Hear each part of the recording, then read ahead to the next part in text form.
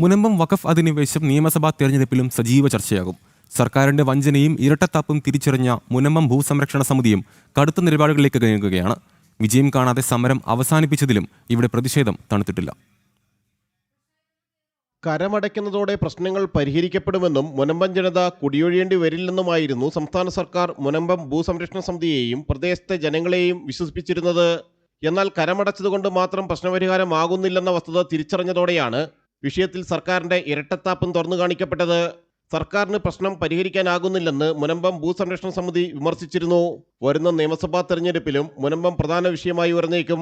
സർക്കാരിനെതിരെ മൃദു സമീപനം സ്വീകരിച്ചിരുന്ന സമരസമിതി സമരം പാതിവഴിയിൽ ഉപേക്ഷിക്കുകയും ചെയ്തിരുന്നു. എന്നാൽ ഇടതു വലതു വഞ്ചനകൾ തിരിച്ചറിഞ്ഞ ജനങ്ങൾ തദ്ദേശ തെരഞ്ഞെടുപ്പിൽ മുനമ്പത്ത് BJPക്ക് പിന്നിൽ അണിനിരന്നിരുന്നു. വഖഫ് അധിനിവേശ മണ്ണിൽ പള്ളിപ്പുറം പഞ്ചായത്തിലെ 1-ാം വാർഡിൽ BJPയുടെ കുഞ്ഞുമോൻ അഗസ്റ്റിൻ ചരിത്ര വിജയമായിരുന്നു സ്വന്തമാക്കിയത്. നിയമസഭാ തെരഞ്ഞെടുപ്പിലും ഇരുമുന്നണികളും തിരിച്ചടി ഭയക്കുന്നുണ്ട്.